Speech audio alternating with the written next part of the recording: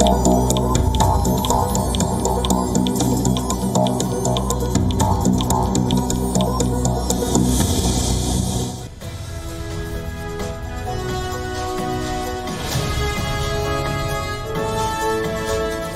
evening and welcome to Gravitas. I'm Palki, Sharma, Upadhyay. Let's get started.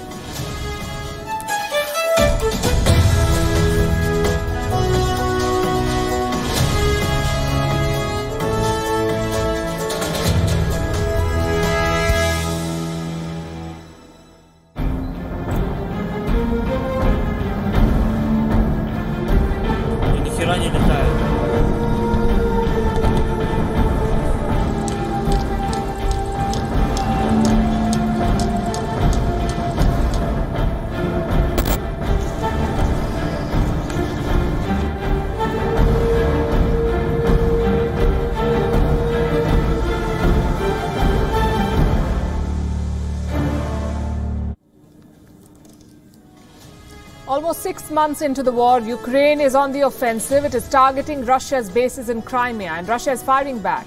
The images are dramatic. The prospect, dangerous. At the center of this latest battle is a nuclear power plant. In the last 2 weeks, we've brought you multiple reports on how dangerous this is. And we continue to do it because the threat is not going away. It is only growing bigger. This is not just another headline. This is not rhetoric. This is clear and present danger. A nuclear power plant is no place to fight a war. Yet Russia is using its control on Europe's biggest power plant, nuclear power plant, as strategic leverage. And Ukraine is raising the stakes by striking Russian assets. What are world powers doing about this? What are world bodies doing? They're asking the two sides to give access to assess the damage. Reminds you of the pandemic investigations, the world asking China to give access and data to probe the origins of the virus. The pandemic was deadly. A nuclear disaster will be worse. On Gravitas tonight, we'll bring you the latest because we believe this is a story that must be told and pursued.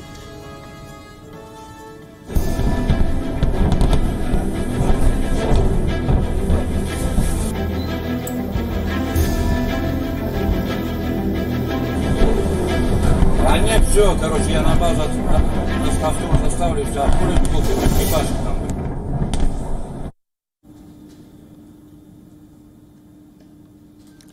The war is escalating. Ukraine has struck Russia in Crimea again, and yet again they're not taking responsibility for the strike. But there's no denying the fact that Ukraine is on the offensive. They're using guerrilla fighters and they're striking Russian assets deep inside Crimea.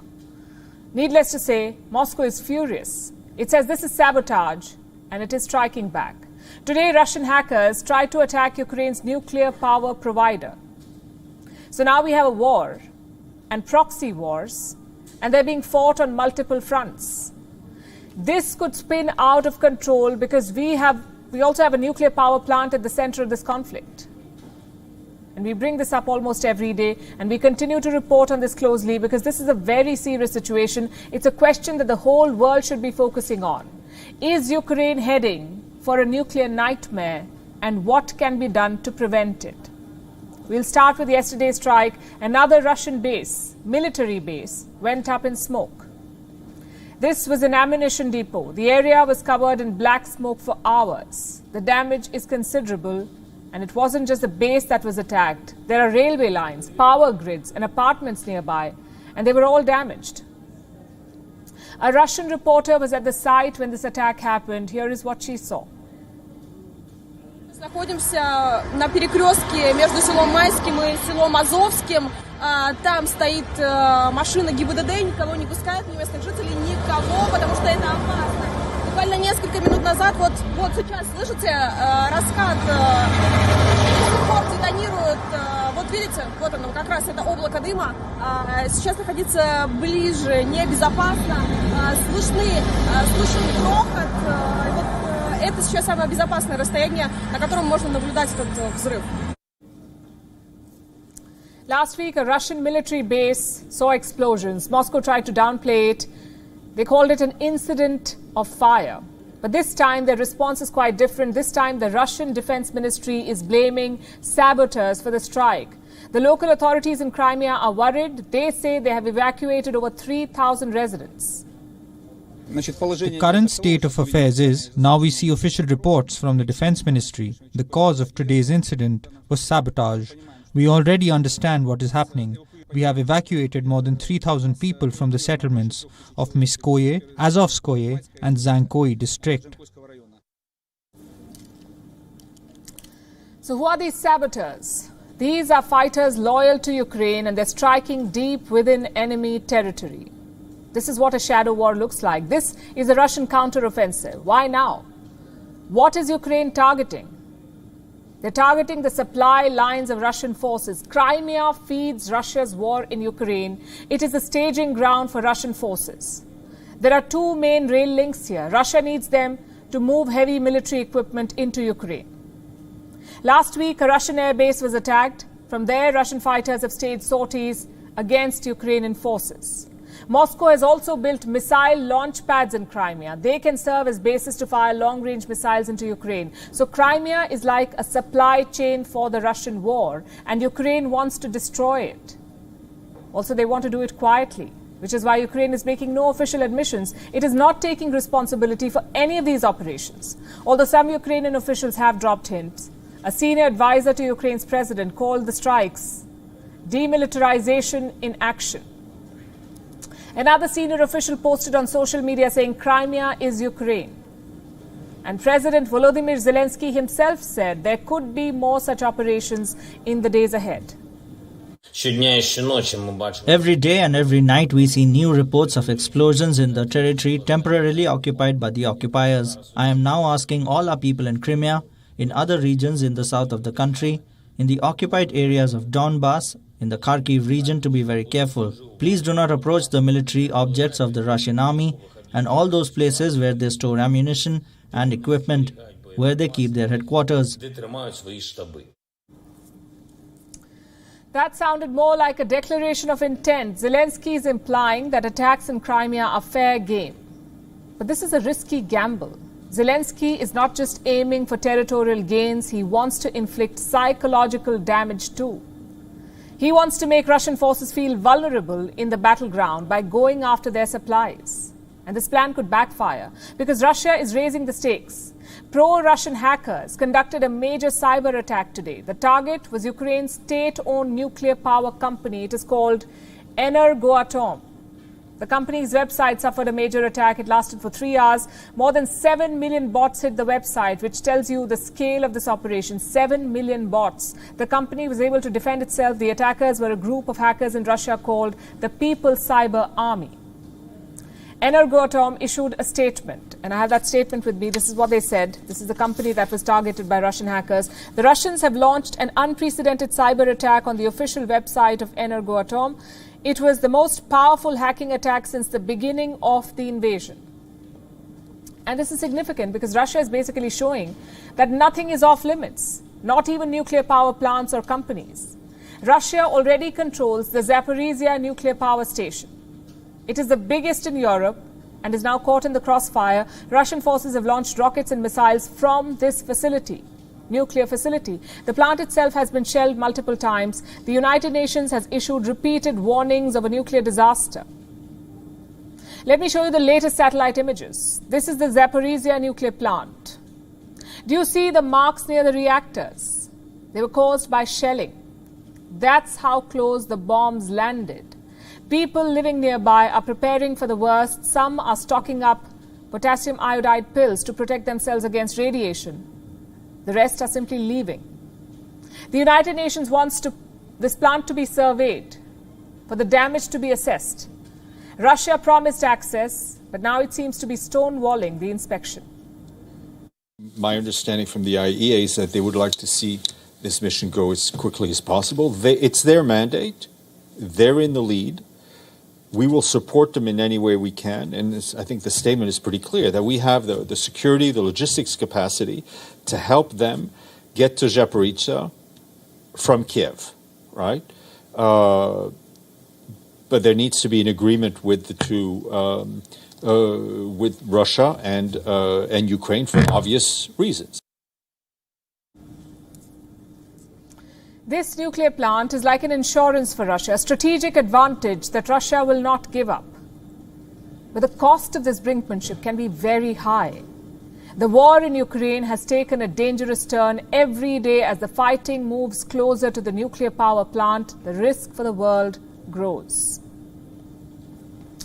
And this war may have humbled one military power, but the others are still going strong. They're expanding their strategic hold around the world. I have some numbers for you.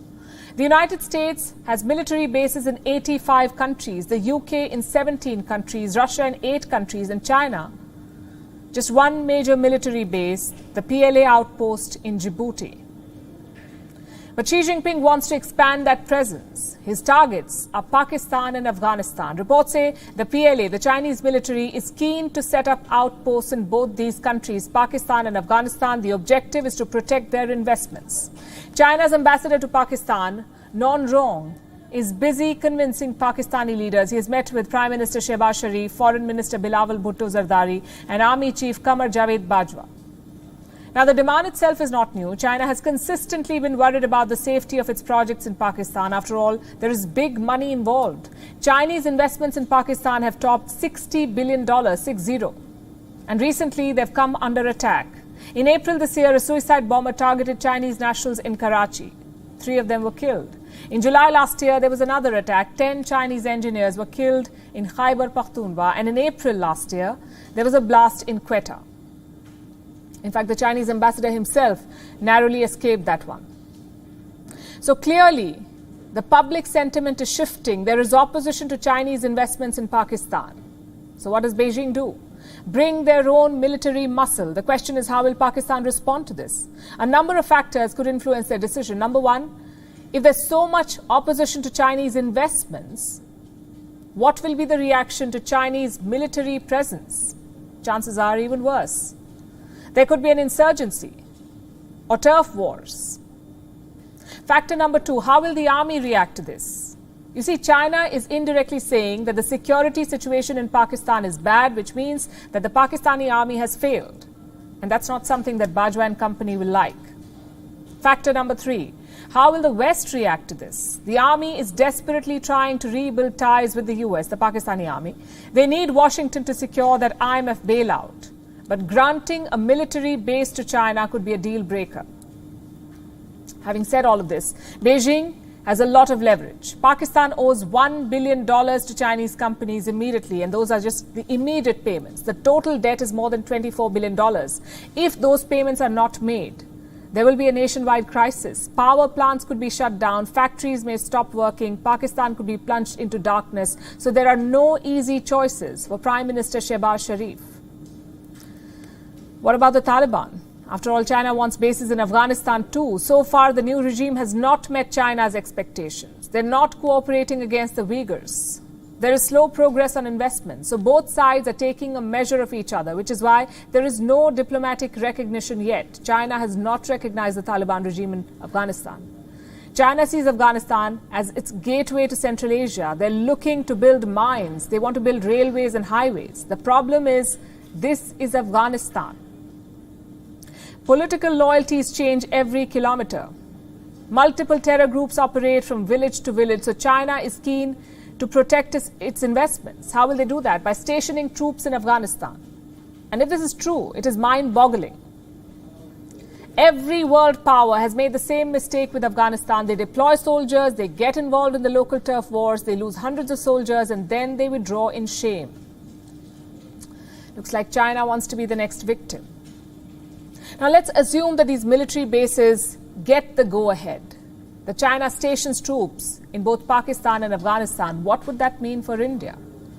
It would mean a major strategic setback. First, let's analyze the geography. These are China's major projects in the region. They stretch all the way from Gwadar to Pakistan-occupied Kashmir. You have the Mohmand Special Economic Zone, the Sost Dry Port, the Mokponda Special Economic Zone, the Azad Patan Hydroelectric Project. All of these are Chinese investments, so logic says the outposts will be near these locations. And that is bad news for India. On the western flank, China could get a military base in Gwadar, a key port on the Indian Ocean. On the eastern flank, they could get bases on Indian soil. Remember, some of these projects are on Pakistan-occupied Kashmir. That's Indian land, illegally held by Pakistan. So if these bases do materialize, China could encircle India from the west to east. And that's one scenario. Scenario number 2 is this. The whole plan backfires on China. Their soldiers are bogged down, fighting with local groups. And even that is bad news for India. And I'll tell you why. India benefits from stability in Afghanistan and Pakistan. But if China gets into a turf war, all bets are off. Just think back to the US occupation of Afghanistan. The bottom line is this. This is a lose-lose situation. China does not gain from it. Pakistan does not gain from it. And neither does Afghanistan. So why is Beijing pushing ahead? Perhaps prestige, or security, or plain strategic miscalculation. I have another question. Can China afford a military deployment in Pakistan? The political cost is prohibitive. We've just discussed that. The monetary cost may be daunting too. Beijing's coffers are depleting. Its economy has hit a rough patch. Even Xi Jinping cannot deny it anymore. The Chinese president is back from a summer retreat. He'd been missing from the public eye for 2 weeks. We'll tell you what he was up to in a bit. But first, let me fill you in on what he has said now. He went on an inspection of Jinzhou. This is a city in northeast China. And here Xi Jinping told Chinese officials to speed up the restructuring of industries. He told them to focus on reform and development. In the meantime, Chinese Premier Li Keqiang landed in Shenzhen. Now, this is a tech and manufacturing hub. Here, Premier Li met key officials and told them that 6 provinces must step up their economic output. 6 provinces: Guangdong, Jiangsu, Zhejiang, Henan, Sichuan, and Shandong. Why these 6 provinces? Because they're the main contributors to China's economy. They represent 40% of the Chinese economy and nearly 60% of China's total foreign trade and foreign investment. So both the president and the premier are talking about an economic push. And both were missing in action because they were in the resort town of Baidehi. This is where the Communist Party holds a secret conclave, and they hold it every year. Former and current Chinese leaders meet behind closed doors. They discuss future policies. They critique current policies. They try to build consensus, or so we are told. Retired party elders review the performance of the current leaders. And none of what happens inside is shared with the world. The media is kept away from this conclave. Even the dates of the conclave are kept secret. So every year, when the Chinese leadership goes missing for 2 weeks, people know they're all meeting in Baidehi. Xi Jinping and Li Keqiang are now back, and the first thing they do is talk about the economy. Presumably, the party elders are not happy about the Chinese economy. The people most certainly are not happy about it. China's economic troubles are becoming too big to hide. Overall, the international environment became more complex and severe in July, with the World Economic Survey slowing down and global inflationary pressures remaining high. The domestic epidemic is spreading from various points and is frequent in many places, combined with high temperatures and rain, make it more difficult to keep the economy running smoothly. The slowdown in global economy, the growing inflation, the Wuhan virus, the heat wave and the drought. China's list of problems is rather long. We've discussed some of this before. Tonight I want to focus on the heat wave and the drought. This is the latest crisis for the Chinese state. And the scale is truly massive. Listen to this carefully. More than 6 million people have been affected. 6 million. How many cities and counties are we talking about? Well over 130. China has issued a red alert in these areas. They're experiencing a severe heat wave. Among them is one of China's largest provinces, Sichuan. Sichuan is struggling. The province has ordered all factories to shut down for 6 days. Why? Because extreme heat has led to power shortages. How did that happen? Well, the heat is unbearable, so people are using more air conditioning, and that is putting pressure on the power grid. The heat wave has also led to a drought. Hydropower plants do not have enough water to produce electricity. So there's a shortage. China, the workshop of the world, does not have enough power to keep its factories running. So they've been shut down for the moment. Electricity is being conserved to be supplied to homes and offices. But it's not helping beyond a point. Luzhu is a city in Sichuan. It has been forced to switch off all street lights for the night. Again, to reduce the pressure on China's power grid. Remember, we're talking about the world's second biggest economy. It has already been hammered by the Wuhan virus, and now China is struggling to even keep the lights on. So they're facing economic troubles. Guess who is not affected by any of this? The Chinese military, it seems. The PLA faces no cash crunch. It has no intention of stopping its activities around Taiwan. The Chinese military has promised regular patrols around the island. The US has finally decided to respond militarily. Yesterday, the US tested a nuclear missile. In the coming weeks, American forces will conduct operations around Taiwan. Will this raise the threat of a war? Here's a report. America is firing missiles again. The US Air Force has tested the Minuteman III. This is an intercontinental ballistic missile, or ICBM. It can carry a nuclear weapon, too. America was supposed to test it in the beginning of August, but it was delayed. The reason was US House Speaker Nancy Pelosi's visit to Taiwan. Reports say Washington didn't want to anger Beijing, but it didn't matter. China's response to Pelosi's visit was fierce. Beijing mobilized the PLA. Chinese soldiers were asked to simulate attacks on Taiwan, and Chinese missiles flew over the island for the first time. The message from China is clear. It won't back down from claiming Taiwan. So the US is sending a message of its own. The American Air Force said this was a regular missile test and not a response to recent events. But it wasn't lost on the observers. America was showing off its nuclear readiness. The missile was launched from a base in California. It was fired into the Pacific Ocean. Washington is planning more military operations closer to Taiwan. In the coming weeks, the US forces will conduct air and naval operations in the Taiwan Straits. There is a clear intent behind this. The US wants to reaffirm freedom of navigation in the waters near Taiwan. Clearly, the PRC is trying to coerce Taiwan. Clearly, they're trying to coerce the international community. And all I'll say is we're not going to take the bait, and it's not going to work. So it's a manufactured crisis. That doesn't mean we have to play into that. I think it would only play to Beijing's advantage. What we'll do instead is to continue to fly, to sail, and to operate wherever international law allows us to do so. But Beijing has refused to back down. Chinese claims go well beyond the island of Taiwan. Beijing also claims control of the Taiwan Strait. China is promising a firm response to America's actions. Pelosi's visit to Taiwan under the US connivance and arrangement is retrogressive practice that seriously violated China's sovereignty, severely infringed on China's internal affairs, and gravely undermined peace and stability across the Taiwan Strait. China must make a firm response. Our position is legitimate, reasonable and lawful. Our actions are resolute, strong and proportionate. China's vows of retaliation should be taken seriously. It is keeping the threat of war over Taiwan alive. India's capital is home to around 1,100 Rohingya refugees.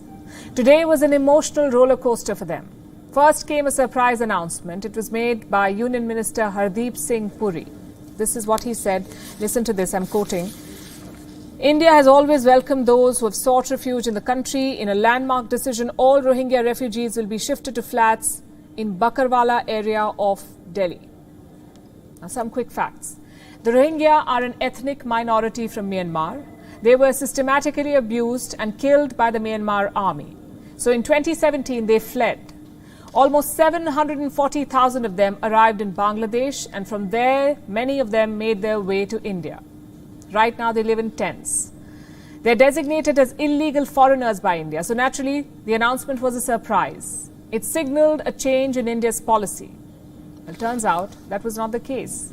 Hours later, the Indian Home Ministry issued a clarification, and I have their statement too. This is what they said.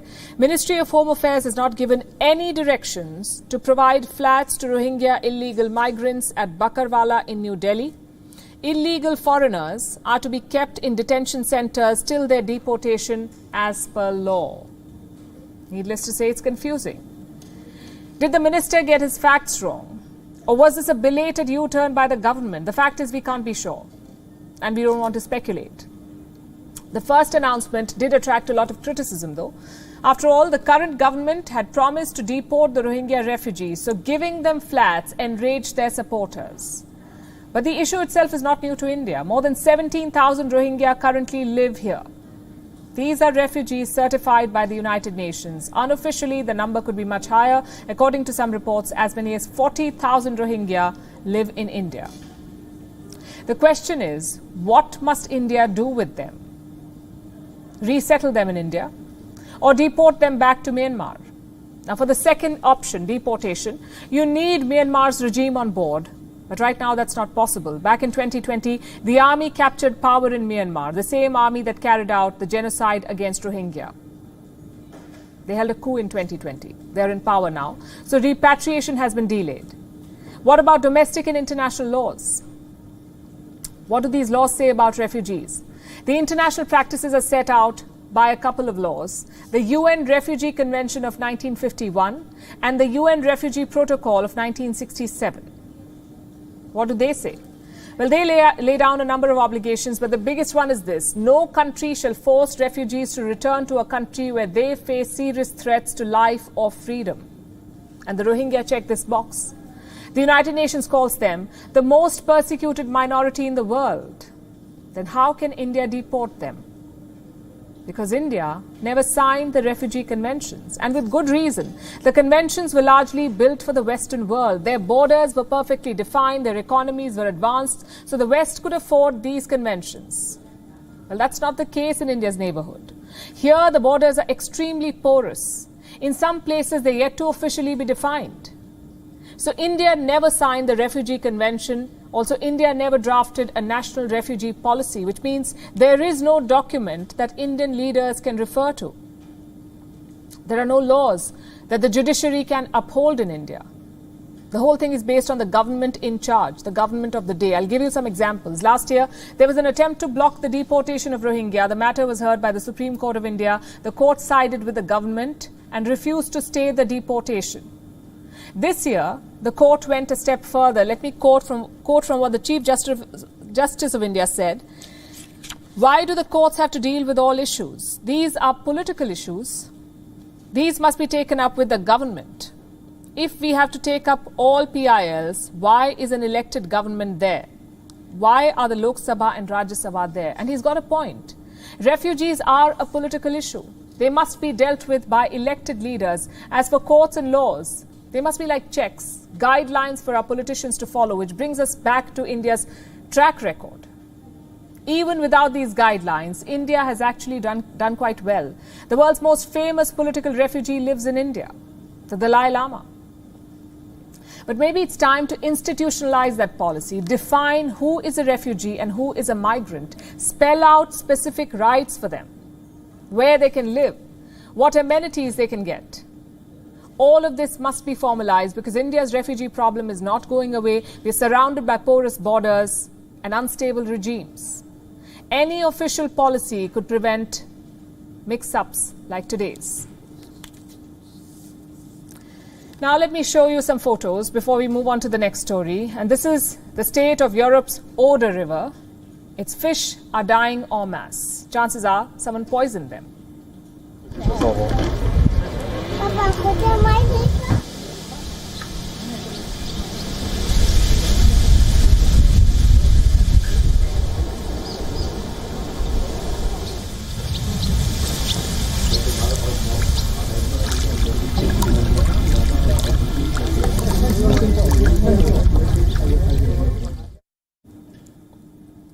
This is where the Oder River is located on the map. It is some 840 kilometers long. The river runs from the Czech Republic, flows along the border between Germany and Poland, and then flows into the Baltic Sea.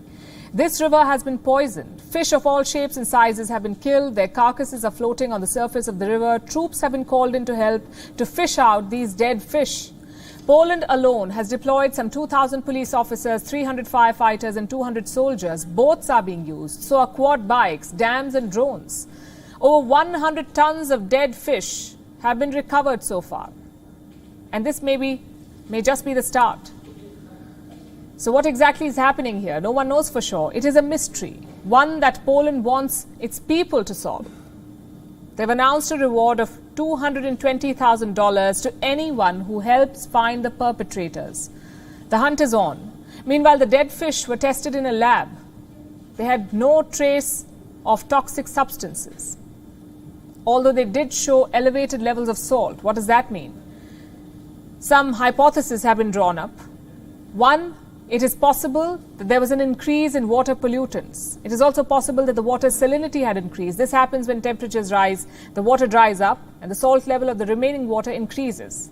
Possibility number two is industrial waste. Samples from the river show evidence of harmful chemicals. But what Poland is going after is the possibility of arson. Someone or some industry could have poisoned the river, killed all the fish, and triggered an ecological tragedy. Germany has asked its citizens to not bathe in the Oder or fish in it. Both Germany and Poland are now on alert. They say they're working together to clean up the river and dispose the dead fish. It is clear that we are facing a really bad environmental catastrophe that has at least resulted in a serious amount of dead fish. We do not know yet how long and how extensive the environmental impacts will be in the ecosystem, or in the next weeks, months or years.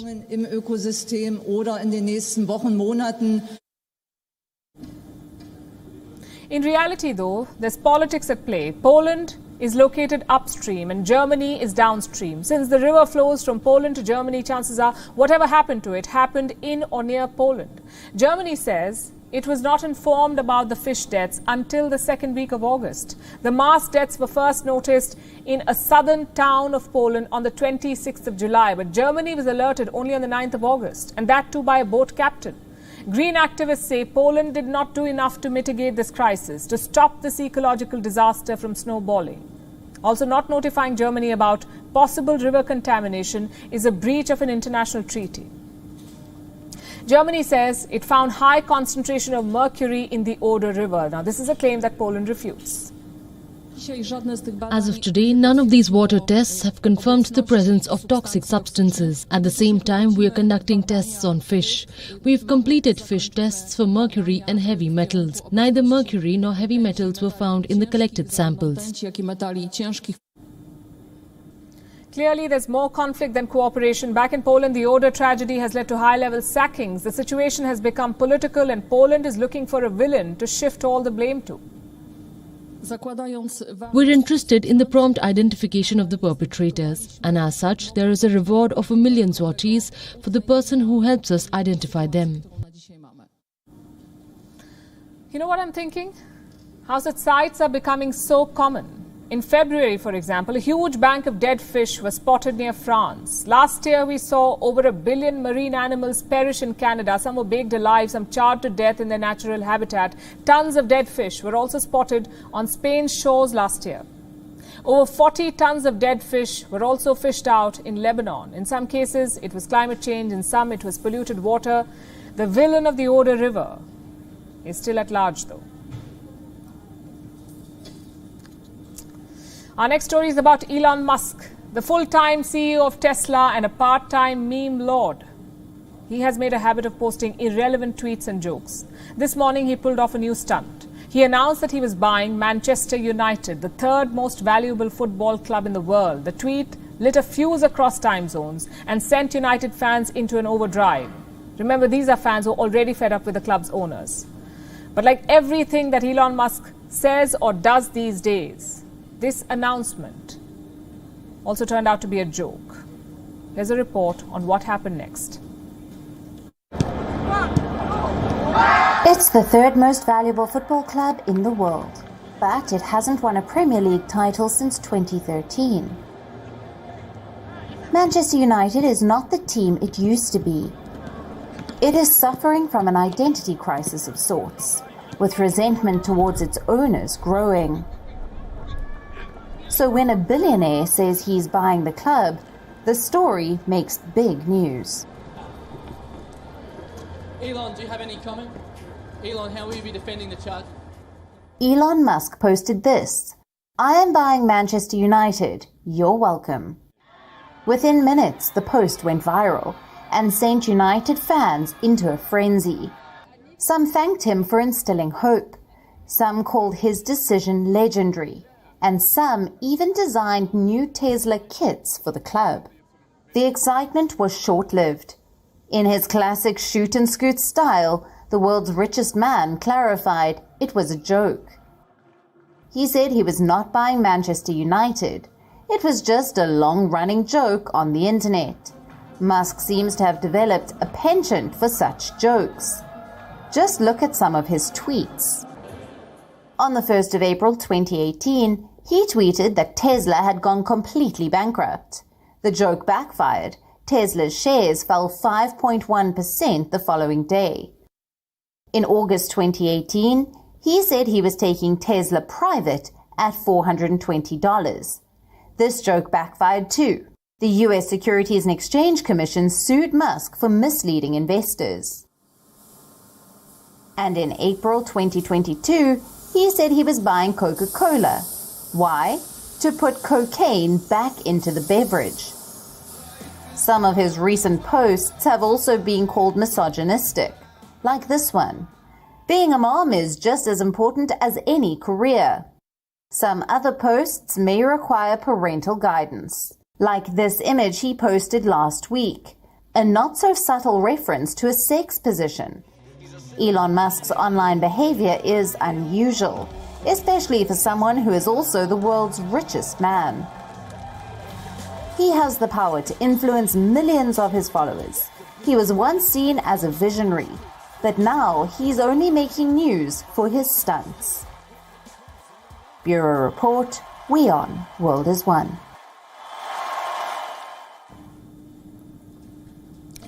There are some things you must never do abroad, like insult the Queen in Britain, sport a swastika in Israel, or compare anything to the Holocaust in Germany.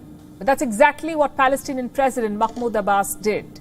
He visited Berlin on Tuesday. He held a bilateral meeting with Chancellor Olaf Scholz. Things went fine until the press conference. Abbas was asked about the Munich massacre in 1972, the time when Palestinian terrorists attacked the Israeli contingent at the Olympic Games.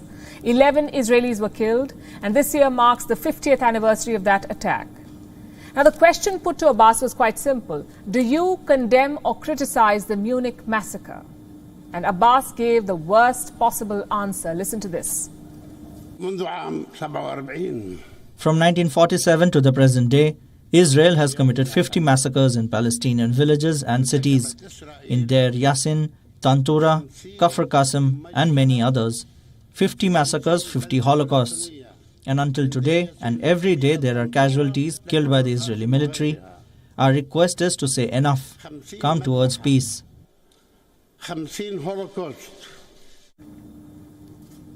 Big mistake. The German Chancellor was visibly upset. You could see the frown on his face as Abbas made these comments. Everyone knows it is the unsaid rule in Germany, never compare anything to the Holocaust. And frankly, can you compare anything to the Holocaust? Around 6 million Jews were hunted and killed by Nazi Germany. 6 million. Since then, the world has seen multiple genocides, multiple human rights abuses, but nothing compares to the scale of the Holocaust. Olaf Scholz knew that. He was silent when these comments were made, but within hours, he released this statement, and I'm quoting. I'm disgusted by the outrageous remarks made by Palestinian President Mahmoud Abbas. For us Germans in particular, any relativization of the singularity of the Holocaust is intolerable and unacceptable. I condemn any attempt to deny the crimes of the Holocaust. Now, this is a diplomatic crisis.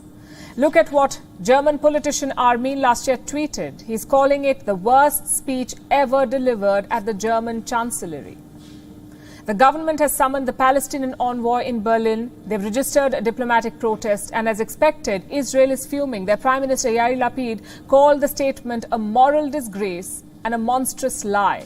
He added that history will never forgive him. It makes you wonder, what was Mahmoud Abbas thinking? He did not just draw parallels to the Holocaust. He did that on German soil, right next to the German Chancellor. As far as mistakes go, this is a pretty big one. And Palestine cannot afford to make these mistakes. The support is waning consistently. More and more Arab nations are recognizing Israel. So Palestine needs support from all corners, now more than ever. Plus, what's the point of comparing tragedies? Nobody is disputing the misery and hardships of Palestinians. Nobody is disputing Israel's military excesses. But every tragedy is different. It is defined by the politics, the ideology, and the circumstances. So comparing them is counterproductive. And amid all the backlash, Mahmoud Abbas has now retracted his statement. He says he only wanted to highlight Israeli crimes. He also reaffirmed that the Holocaust was the worst crime in human history, but frankly, the damage is done. Abbas's visit to Germany revealed that Palestine has a lot of ground to cover. Their leaders have failed to convince the global community. I'll give you one example. Abbas described Israel's policies as apartheid in Berlin. Listen to how Chancellor Olaf Scholz pushed back. And of course, we also have a different assessment with regard to Israeli politics. I want to say explicitly here that I do not adopt the word apartheid as my own, and that I do not think that is the right way to describe the situation. Scholz also raised another issue, and that's elections. You see, Palestine's last elections were held in 2006. And since then, Mahmoud Abbas has been the president. Today, he's 87 years old. Normally, we disregard age for politicians around the world, but Palestine does not have that luxury. Do you know why? Because the Palestinian Authority is not just a government, it is also a movement. And every movement needs fresh leadership, fresh ideas, fresh blood. That's where Palestine has failed. Compare that to the Arab states. Most of them have been inherited by a new generation of leaders, whether it's Mohammed bin Zayed Al Nahyan in the UAE or Mohammed bin Salman in Saudi Arabia. They're finding new solutions for their people. But Palestine is stuck in the same old cycle. For the sake of their people, we hope things change. And finally, have you heard of personal branding? They say to be successful in this fast-changing digital world, you should be able to brand yourself. Not just as an employee, but the person who you are. It means you must create an online persona, package yourself, promote yourself, create content that tells your story or your views on a story.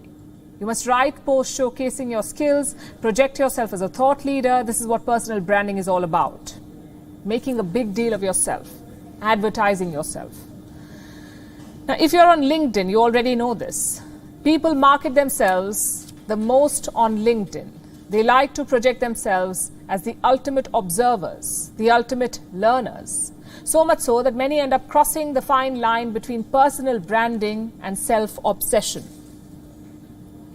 Look at this man. Chances are you've already seen this photo. This is Braden Walkerly. He is an influencer of sorts. He has some 30,000 followers on LinkedIn. He's also the CEO of an American startup. He recently posted a crying selfie on LinkedIn. It went viral. And so did the story behind the selfie. Walkerly said that he's had to let go of some of his employees, that he's made poor business decisions, that the layoffs are all his fault, and that this is the most personal thing he's ever shared online. But at what point do you think the story became about him? If Walkerly has fired his employees, the story is about them. They are the ones who've lost their jobs. It is their livelihood that's at stake. And yet it's the CEO who is sharing his experience, talking about his learning from their ordeal. He is the one writing the post and attaching a crying selfie to boot, and turning this failure into a brand-building opportunity, promoting himself as an empathetic CEO. Walkerly says, I just want people to see that not every CEO out there is cold-hearted and doesn't care when he or she has to lay people off. What do you make of this? Is he really sorry? Is he looking for redemption or more likes and followers? Is he sharing an honest learning or looking for validation? Or does he just want people to say, there, it happens? Like I said, it's a thin line between personal branding and self-obsession. Walkerly most likely crossed it. And the internet was unforgiving. LinkedIn users called him a narcissist, branded him as self-absorbed, even manipulative. They said the CEO was trying to paint himself the victim, while it was his employees who paid the price for his bad decisions. Some said his post was not authentic, and that the man was shedding crocodile tears. Goes without saying, Walaki's attempt at personal branding backfired. But he disagrees. He claims to have made an impact. He says he's getting calls from other business owners saying that they can relate to what he said. Well, no such empathy from netizens. They've given him a new name, the crying CEO. And Walaki is well aware of this, so he shared another post. It's part clarification, part mission redemption. This is what it says. Hey everyone, yes, I am the crying CEO. No, my intent was not to make it about me or victimize myself. I'm sorry it came across that way. What I want to do now is try to make better of this situation and start a thread for people looking for work. What I want to do now. Again, he's made the post about himself. Comments on the post are not very kind and I'm not going to dwell on them. What we want to talk about is the takeaway. Braden Walaki is a lesson in personal branding. It is what you should not do online. Personal branding is about telling the right story, not making every story about yourself. Introspection is fine, sharing learnings is fine, but glamorizing your failures is perhaps not. People can often tell when you're not being sincere. And even in this fast-changing digital world, people value empathy and shun what they see as phony. They can tell honest messages from desperate attempts at brand building. So keep this in mind the next time you post something online. For the moment, we'll take a look at what else is making news across the world on Gravitas Global Headlines. Explosions and fires ripped through at least 17 locations in southern Thailand, injuring 7 people in what appeared to be multiple coordinated attacks. The bombings and arson attacks happened after midnight and targeted convenience stores and a gas station across 3 provinces. North Korea fired 2 cruise missiles from the west coast town of Oncheon. Speaking at a wide-ranging news conference to mark his first 100 days in office, South Korean President Yoon Suk-yeol said talks with North Korea should not be for political show, but contribute to establishing peace. Kyiv says several people were injured in a missile strike in the Odessa region, while several residential buildings and a ski resort were damaged in the attack. Israel will restore full diplomatic ties with Turkey, says Prime Minister Yair Lapid's office following years of strained relations between the Mediterranean nation. British inflation surges to a new 40-year high in July on soaring food prices, adding to a cost of living crisis as the UK faces the prospect of a recession. Firefighters continued to battle the flames approaching 2 towns in Spain's Valencia region. The blaze has destroyed more than 10,000 hectares in southeast Spain. For the second year in a row, Arizona and Nevada will face cuts in the amount of water they can draw from the Colorado River as the West endures an extreme drought.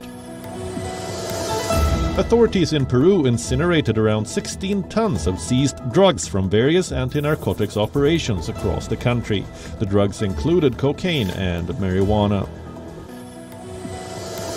23-time Grand Slam singles champion Serena Williams' farewell tour suffered another setback as she went down to reigning U.S. Open champion Emma Raducanu in the first round of the Cincinnati Open. The 19-year-old beat the former world number 1 6-4-6 Slav in an hour and 5 minutes. Cristiano Ronaldo has hit out at the media for spreading lies about his Manchester United future. The 37-year-old, who reportedly wants to leave the club, has said that he will soon reveal the truth. With that, it's a wrap. We're leaving you with Gravitas Images. Thanks very much for watching.